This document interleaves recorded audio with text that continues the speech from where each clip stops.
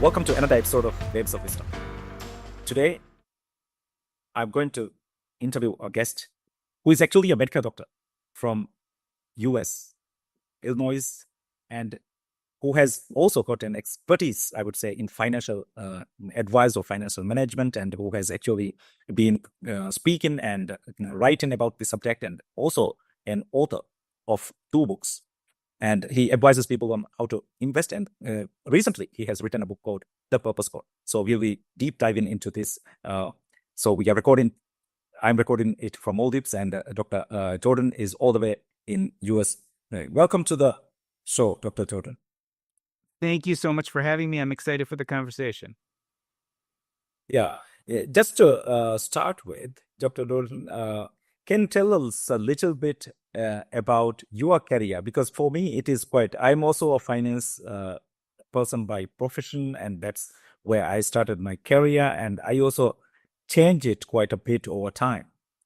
So being a medical doctor, I have not seen many medical doctors being interested in financial management and personal finance and stuff like that. How you got interested in that?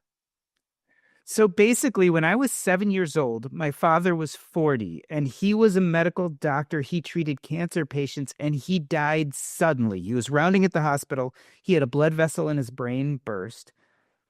And because I was 7 years old, I figured things only happen in the world because of me, right? Because when you're 7, you think you're the center of the world. So I figured I was somehow responsible for his death. And the way I was going to make up for that was I was going to become a doctor just like him, walk in his footsteps, and it would fix everything. And so that was a very deep sense of purpose for me throughout my young life. But something funny happened. I became that doctor, went through all the years of medical school and residency, and was practicing. And I found that it wasn't filling me up. In fact, I burnt out really quickly. I realized that this attempt to undo the cosmic wrong of my father dying didn't work very well. Like, I became a doctor and yet he was still gone and I wasn't saving the world. And so I started thinking about finances. How am I going to make enough money so I can stop doing this thing that doesn't fill me up anymore? And I discovered the personal finance, financial independence world, and it gave me the vocabulary to understand my money. And I dutifully saved and invested.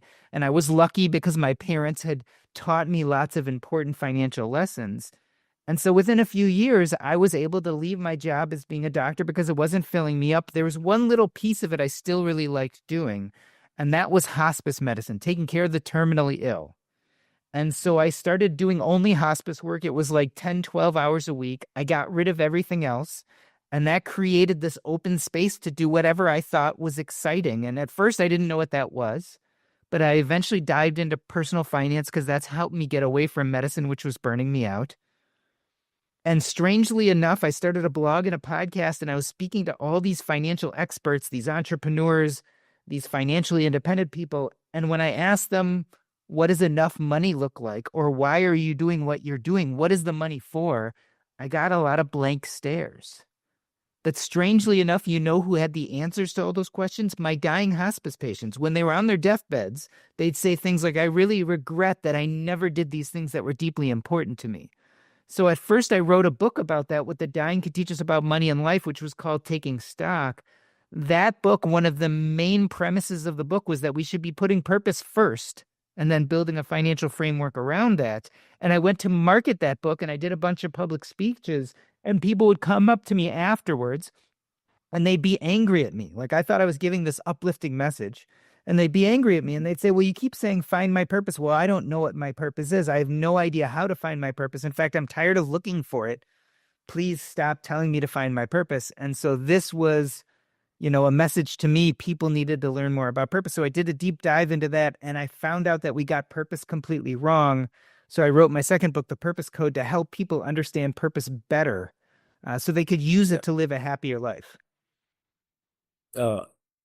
Wonderful. You have had a quite. It's really unfortunate that it is a dramatic. Sad event in your life, which has actually taken you to realize it. And today, I think the message you are giving to the world is that you don't have to go through what you went through. Others don't have to go through that to realize that finance is important, the purpose is important.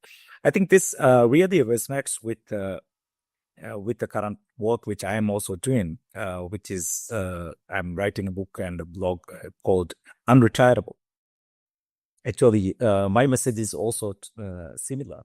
Don't wait to your later years and retirement to actually find your purpose and live it. I think you rightly said the people at the deathbed, they will have some regrets if they have not living by their purpose. And it is not, as you rightly said, it's most of the times might not be financial gains or building an empire of wealth, isn't it?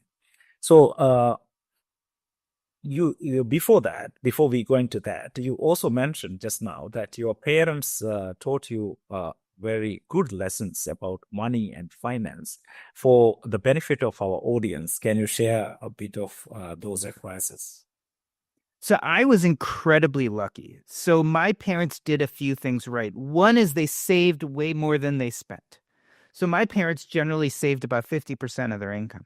The other thing is they were entrepreneurs. So they built businesses. Both my mom and my stepdad, after my father died, both had their own businesses. So they did these side hustles, right? These things on their side. My stepdad was a healthcare executive, owned his own business. But on the side, he sold coins because he was a coin collector. They also owned real estate. So my parents at some point owned 14, Wait, 15. oh, did you mean a physical coin or today? Yeah. Today in the Yeah. context of Yeah. I think Gen Not, Z will not think cryptocurrency. not a crypto coin. Physical American coins. He would collect pennies and dollars and nickels and quarters and collect them that are hundreds of years old, and then he would sell them online. And then my parents also were involved in real estate. They owned 10 or 15 properties, which they rented out. And last but not least, they invested in the stock market. So I grew up seeing all of this. They didn't necessarily teach me how, but they provided that wonderful modeling so that when I got older, I did all those things, even though I didn't know what I was doing. So I ended up owning property. I ended up investing in the stock market. I ended up owning my own medical business. But I kind of fumbled into it because I saw them do it, not because I really understood deeply why it's important and what it actually does for you. Yeah. So basically, you are just following their footsteps, right? So that you are also, you also touch based on your talks with the people at their deathbed. I think this will be a very powerful message for our audience and the world to know what actually people regret or what actually people hoped that they have achieved during their life. And what is this conversation is like, Dr. Jordan? Well, first and foremost, let me tell you what people never say. People never say, I wish I made more money. No one ever says, I wish I worked more nights and weekends. So they generally say some version of, I really regret that I never had the energy, courage, or time to. And whatever comes next in that sentence is actually really germane to their sense of purpose. But for everyone, it's different because different people are interested in different things. So for me, if I went back 10 years ago, the answer to that question would be, I really regret that I didn't traditionally publish a book. And so for me, that became what I call a purpose anchor, something to start building purpose around. The problem with the dying is they don't have any time left to start building a life of purpose around those things.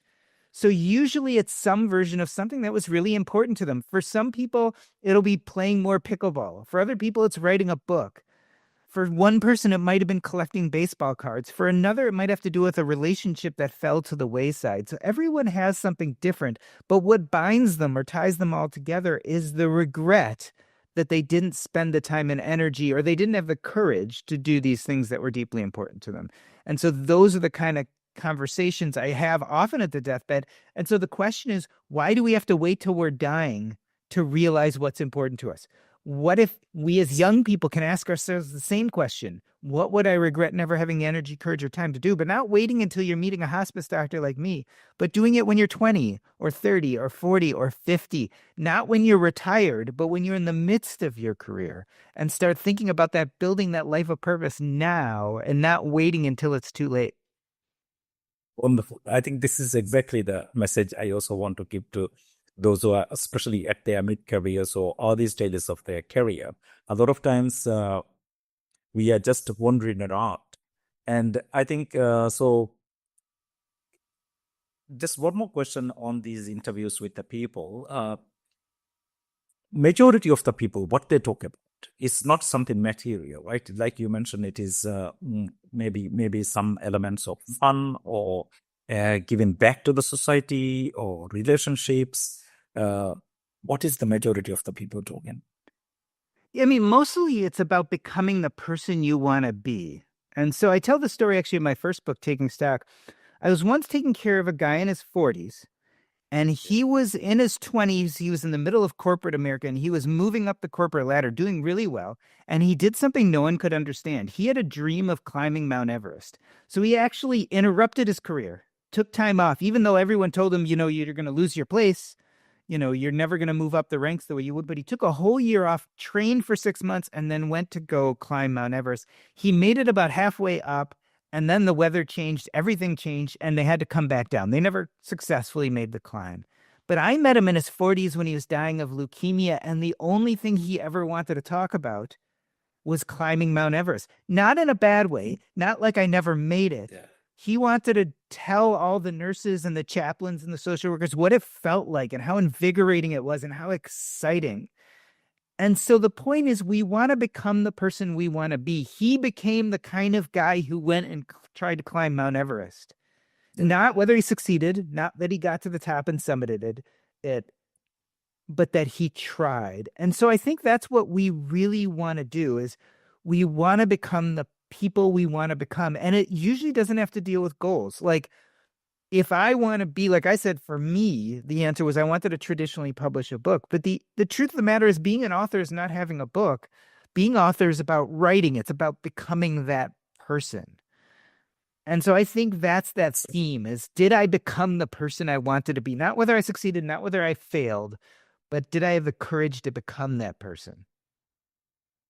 So, first of all, to understand that somebody has not become or became the one they wanted, they should actually have already realized that this is what they wanted in life, right?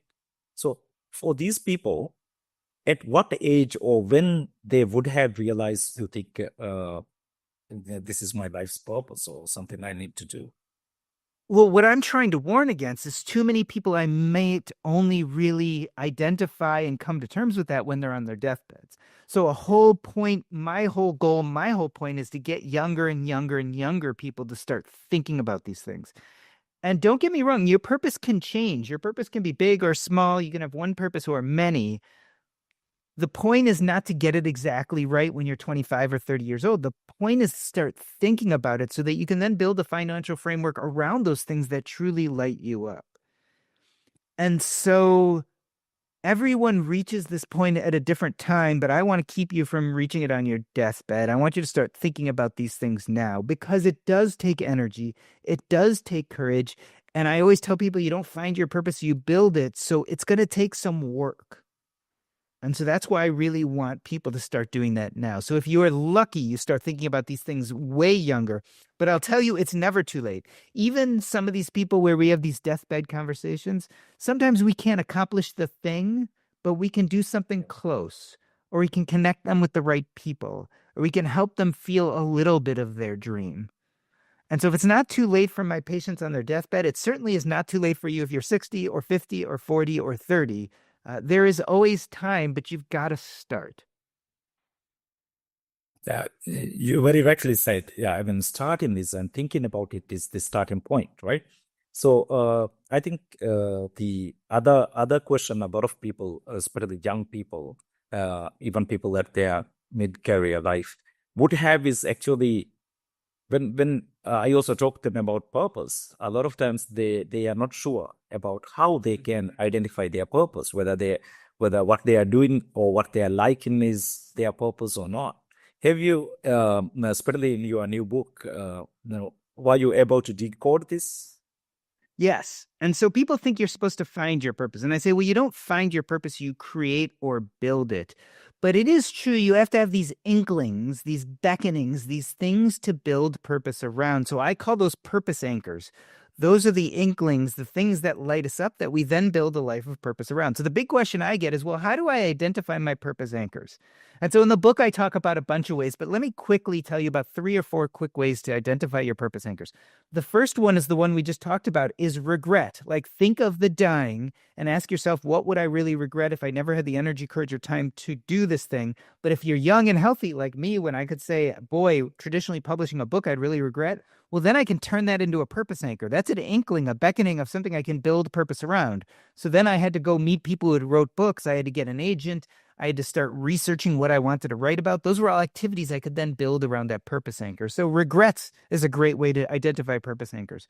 The joys of childhood. I always tell people, what did you love as a kid? Because often kids pursue purpose without any society telling them what they're supposed to do. But at some point, we go to high school and college and we get involved in our career and we drop all those things we loved during childhood. You ever notice that kids can go out and play and they lose track of time and they don't care about goals? They just want to have fun. They go build a fort or go play basketball or go do something all day and forget to come home for dinner. That's purpose. And so I tell a lot of people, well, what were the posters in your bedroom? What were the medals you won? What were the drawings that you put in your bedroom? Think about those. Maybe those could be some purpose anchors. For me, when I was a little kid, I loved baseball trading cards, these cards that you buy and sell, and you buy packs and you open up the packs. And even today, even though I don't pay attention to baseball, I don't collect cards anymore. But if I'm on Facebook and I see something about baseball collecting cards, my eyes light up still. So if I wanted to build a life of purpose, I could start doing things like that. Another good one is what I call the art of subtraction. So we talked about regrets. We talked about the joys of childhood. The art of subtraction, I tell people, go ahead and take your job. Let's say it's a job you don't love, and write down the 10 or 15 roles and responsibilities and start crossing out everything you don't like or that feels boring to you and see if there are 1 or 2 things that are left. When I did that with my job as a doctor, I didn't like almost everything, but the one thing that was left over was hospice work. And so that became a purpose anchor for me to build some life around.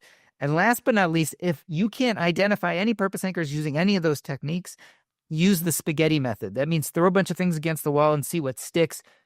Try a bunch of activities you normally don't try. Say yes to people you don't normally say yes to. Try something that scares you a little bit. And at the end of the day, ask yourself, was it a good use of my time? And if the answer is yes, then that might be a purpose anchor. But I really have to be clear on this. All of these purpose anchors assume that you understand the right kind of purpose. So in my book, I talk a lot about 2 different types of purpose, what's called little p purpose and big P purpose. Big P purpose is big, audacious purpose. It's this idea, if you can think it, you can build it, and it's really hard to attain. So think about becoming the president or traveling to Mars or curing cancer. At least American society teaches you should be going for this big, audacious purpose. But usually when you do, it leaves you frustrated because it's really hard to achieve. You have to be the right person at the right time, saying the right things with the right genetics and a lot of luck. And most people don't have that, so you're likely to fail. So it's very scarcity mindset oriented. I'm more interested in little p purpose. Big P purpose is goal oriented. Little p purpose is process oriented. It's about doing things that light you up. Whether you succeed or fail, it's enjoying the process, so it's very abundant. So I always tell people, when you're looking for these purpose anchors, you really want to be focused on little p purpose, things you enjoy doing, the process of doing them. Don't worry about the goals, because if you focus too much on the big P purpose, you're going to set up these purpose anchors around these things that are really hard to achieve, and most likely you're going to find yourself frustrated. Wonderful. I think that's a beautiful way to look at it and connect it. And I think it is very important that we enjoy the process, isn't it? Not I the think the end process is because, everything. yeah. And I always tell people, it's not that goals are bad. You can have goals, and in fact, they could even be big, audacious goals. But if your enjoyment only relates to the goals and not the process, you're going to find yourself not enjoying most of what you do to hopefully reach a goal that you're most likely to fail. But even if you do succeed, you're happy for a few minutes, a few days, a few hours, and then all of a sudden you're up to doing the next goal. And the problem then is, if you don't enjoy the process, you're going to be spending most of your time doing things you don't like. And so what I say is we should be goal agnostic. You reach the goal, great. You don't reach the goal, great. But you have to enjoy the process. Going back to the patient I took care of who wanted to climb Mount Everest, things weren't lost because he didn't make it to the top. He loved the process. And years later, when he was dying, it was the process that lit him up, not whether he reached the top or not. Yeah, I think that's a very important message. And since you are a medical doctor by profession, uh, how could you explain the positive effects of somebody enjoying the process and not the negatives of not enjoying the process physically and So it, mentally for the people? it's very clear. When I was giving my talks and saying that purpose has to become before our finances and getting all these people angry at me that I was telling them to find their purpose, I did dive into the literature about having a sense of purpose in life and what that does for us. And the studies are very clear. Having a sense of purpose in life increases happiness, health, and longevity. Imagine if someone could give you a pill and said, if you take this, you're going to live 30% longer, be 30% happier, and be healthier, you would take it. Well, purpose is the same way. On the other hand, there are other studies that show that up to 91% of people at some point in their life have something called purpose anxiety. This idea that purpose actually makes them stressed and frustrated and they're having trouble finding it and they get depressed. And so the question is, what does it look like in your life to have purpose be a force of good and not a force of anxiety? And again, that gets back to the difference between little p purpose and big P purpose. Purpose really feels frustrating when it's big and hard to reach and when we don't enjoy the process of getting there. On the other hand, we see the physiologic benefits. When you're doing something you enjoy the process of doing, it lights you up. People call it a flow state. If you've heard the term flow, it's this idea that when you start Yes. doing something you deeply enjoy, you lose track of time, you stop worrying about goals. It's like Michael Jordan playing a basketball game, right? This idea that all of a sudden he just lost track of everything and he was just in the zone. And I think that's where you get all those physiologic benefits. The more of our life we spend in that space, I think Yeah. the happier and the healthier we are. Wonderfully explained. I think so. What is happening to the human brain at this stage? Oh, so I'm not a neuroscientist, Yeah. but I imagine you end up with a mix of dopamine and oxytocin and norepinephrine. There's this interesting mix of neurohormones that probably connects to our sense of happiness and well-being. And I actually, on my own podcast, I had a neuroscientist on, and she said, well, don't worry about the neurohormones. It's actually the parts of the brain that are getting excited. So the good parts of the brain get excited when you're doing something you're deeply engaged in. And I think, again, that's the closest we get to flow and happiness, is trying to excite those good parts of our brain and trying to calm those bad parts of our brain, the ones that give us anxiety and stress. Yeah. That's what I also heard from most of the speeches of neuroscience. I have also heard. Um, and do you recommend any strategies for people to live by, or any strategies they can adopt to actually to especially the let's concentrate on the small p purposes what you're talking about, because that I also believe can be very powerful actually over time. So what are the strategies people can adopt in their daily lives and like as part of I would say like habit formation or their discipline to ensure that they live by these purposes? Yeah. So I think step one is to identify little p purpose in your life. And it's something that you iterate on. So you're continuously doing this. You don't just do this once and you're done. It's something you're constantly thinking of. But what are these purpose anchors in my life? But identifying the purpose anchors is only step one. Then you have to take action. I always tell people, I think people get confused about what purpose actually means. My definition of purpose is it's the actions we take in the present and future to light us up. And so purpose is all about action. So once you identify the purpose anchors, then you have to take action. I call this process the climb. And so what is the climb? The climb is building a series of activities around purpose anchors. And so this is something you practice every day. Every day, whenever you have free time and you're saying, okay, now I want to engage in something purposeful, you're going to look at these purpose anchors, whether it's writing a book or collecting baseball cards or hiking or playing pickleball, whatever those purpose anchors are, then you have to build climbs around those. So you have to say, what activities am I going to engage in that are involved in those? So if I'm talking about writing a book, am I going to practice my writing, an hour a day? I'm going to sit in my study and write for an hour a day. That's one climb related to it. Or maybe I could go to a book club, right? And by reading books with other people and discussing them, I'm going to become a better writer. So that is a climb associated with that purpose anchor of wanting to write a book. Maybe I could get a coach. Maybe I could pay a little money to get a writing coach. Those are all climbs. Maybe I want to write a blog about being an author. Maybe I want to start a podcast about being an author. Maybe I want to follow and just read other authors' blogs for an hour a day. These are all climbs based on our purpose anchors. And for every purpose anchor we have, we can start building these climbs around it. And so the habit is when you have free time, at least in the US, we have the Bureau of Labor Statistics does the US Time Survey. And so they survey average Americans and ask them questions about things like free time. Your average American has somewhere between 4.5 and 5 hours of leisure or free time a day. So you have time. So the habit is that we have to start building these climbs in that free time, start identifying the purpose anchors, and then every day we do something simple and abundant that we could really enjoy, and we build activities around those. And those activities over time not only fill us up, but they connect us to other people. So when you join that book club, you're connecting to other people who are excited about the same things you are, right? When you start a podcast and you interview someone who likes what you like, you're creating a connection, you're collaborating, you're building. And so that's the best practice, is not only to build these climbs, but to use those climbs to connect with other people. There have been really clear studies about happiness. In fact, the Harvard Adult Developmental Health Study started in the United States in the 1930s, right? And they studied people for 70 years. And at first they did questionnaires every 2 years, but eventually they did like blood tests and MRIs and EEGs, studied thousands and thousands of people to answer a basic question: what makes people happy?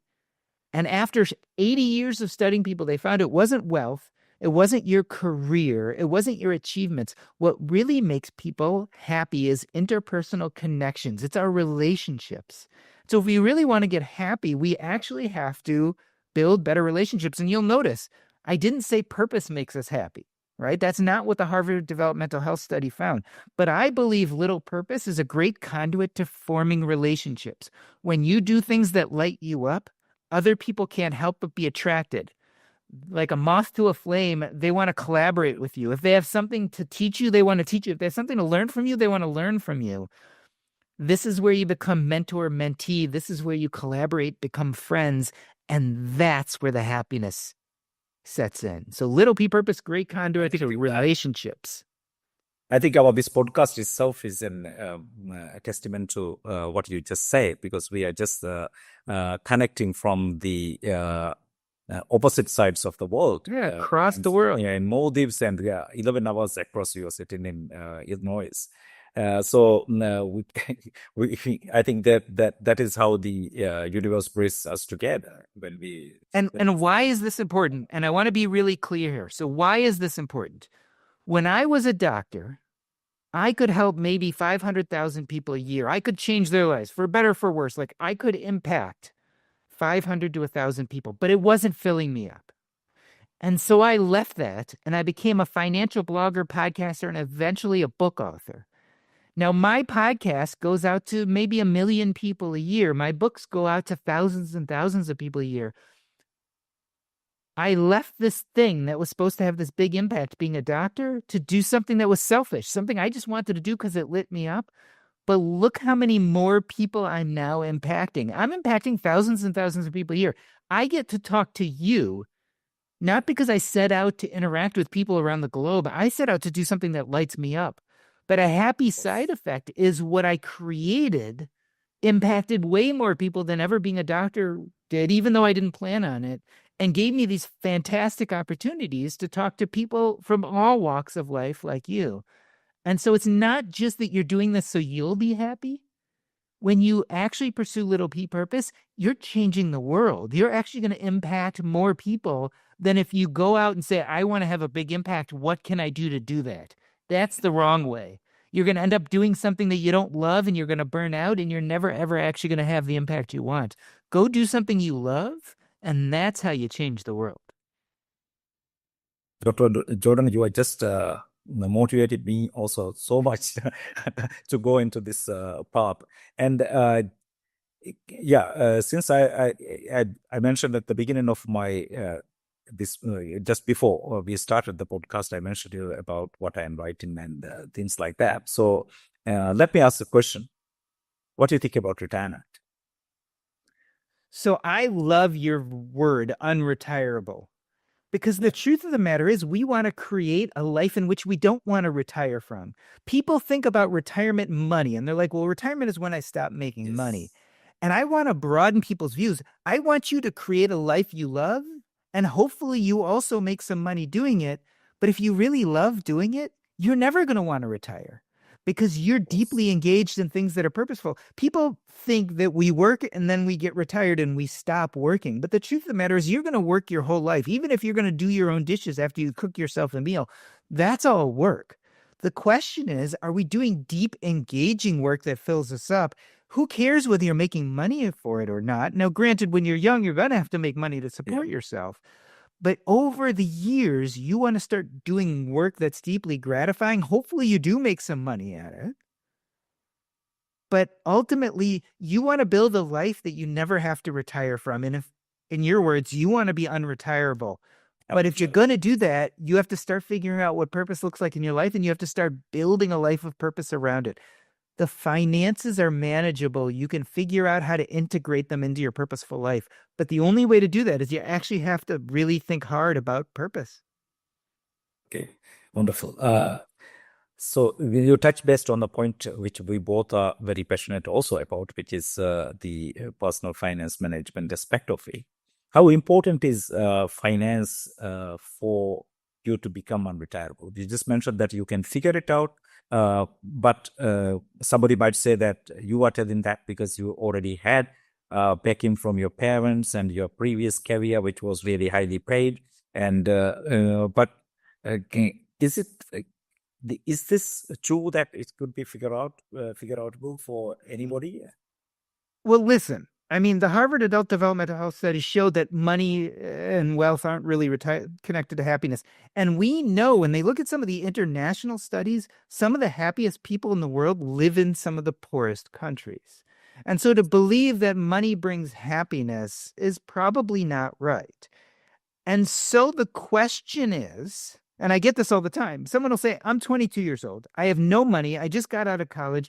I hate my job, but it pays the bills. How the heck do I build a life of purpose? And so what I do is I remind people that it is true. Money is a powerful tool. And if you have a lot of money, you can use that tool to hire other people to do the things you don't want to do so that you have a lot of free time and energy to develop a life of purpose.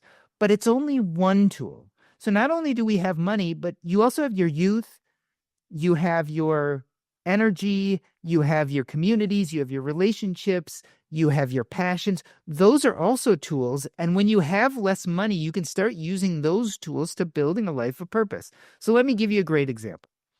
Let's say you're 22 and you hate your job and you're just barely making enough money to pay the bills. But because you're 22, unlike me who's 51, you're not married, you don't have any kids, you don't have a mortgage. So you have the tools of your youth and your energy and your time. So even if you're working really hard 50 hours a week, you still have time on Sunday that you could start engaging in a side hustle, something that you're deeply passionate about. Pick something you really like and go do it for 3, 4 hours a week. At the end of 6 months, you've spent 3 or 4 extra hours every week doing something purposeful. So you've already won because you've brought in 3 or 4 more hours of purposeful activity in your life. But let's say you make a little bit of money. Let's say you get lucky and you make a little money on this purposeful side hustle. Maybe then you can start working 4 days a week instead of 5 days a week. Maybe you can start working 40 hours a week instead of 50 hours a week. When you start thinking about these other tools you have, you can start using them even in the absence of money. Another great example is, let's say you hate your job and you don't know what feels purposeful in your life, but your parents live a few miles away. Well, maybe you give up your apartment you're renting and you start living with your parents for free. And if you do that, all of a sudden you're still at the same job you hate, you're still working 50 hours a week, but all of a sudden you have a little bit more money because you're not paying rent. And so you can use that money on a Saturday or Sunday to do something you really love doing. Or you can use that money to not need to make as much at work. So you can work a few less hours. Or you can use that money to change jobs to maybe a job that you like a lot more, but doesn't pay as much. And so there are always options. We have all these tools. And so we can use those tools to start adding in more purpose to our life and start getting rid of things we don't like. And so, you can say, boy, I'm lost. I can't do this, and just quit right away. But it behooves you, especially as a young person, to realize that throughout your life, you want to continuously improve things. You want to continuously build more purpose in your life. You want to continuously get rid of things you loathe. And so by the time you get to the age of 50, you want to be doing a lot more things you love and a lot less things you loathe than you're doing at 22. But it's work. It's work. You've got to use all those tools. You've got to utilize them. You've got to leverage them in order to start building the life you want. Yeah, I think when we talk about the life and I think it's so important point which you highlighted, that to start as early as possible, is because sometimes nobody knows their age, right? Even at your hospice work, you must have come across really young people in their midlife who are at the deathbed, right? It don't have to be always 60 or 70 or 80 plus, right? No, I take care of people in their 30s and 40s too. Mhm. So actually, I also had a very close friend of mine who actually passed away during at, late 30s, and but I believe has lived a very purposeful life, because I can draw so many examples from his community engagement, his giving back nature to the community. But he didn't live a very rich life. But uh, from my heart, I come to peace with him departing, even because I believe that he, even at his short life, he has lived a very purposeful life. Uh, so it is very important, I think, that your message for even youth to find. Was he happy? Right? Did I he think feel he's like a pretty happy guy? Yeah. I think he's happy. Whenever we meet up, he is very joyful. Even at later few years of his life, he lived with cancer, but sometimes he don't even express. Yeah. So Perfect example of how you can not have much money and yet you can still live a purposeful life and feel happiness. yes. So we are coming towards an end of our this episode. Dr. Jordan, it's been absolute gold what you have shared here. So is there anything else you like to add to as your last words to our listeners? Very simply, purpose is abundant and it's achievable. You just got to know the steps. And so that's where I wrote my book, The Purpose Code, is to give people the steps. But it is abundant and very achievable. Don't give up on it. Yeah. So basically, if somebody puts their heart and mind into it, they will be able to find it without much hard work, isn't it? Honestly, pursuing purpose is not particularly hard. I know everyone thinks it is, but that's because they don't know the right steps. Wonderful. It's been really a pleasure talking to you, Dr. Jordan Grumet, and I wish you all the success with the work you are doing and the impact you are creating in the world. Good luck for that. And I urge all my readers to pick up your book, The Purpose Code, and read it. I'm sure there will be a lot of strategies and a lot of, I for one, definitely is going to read and apply some of those and some of the teachings what you have just shared with us right now. Thank you very much for being here at early morning at Illinois and night at Maldives. So at totally two time zones. Thank you very much for being on the show.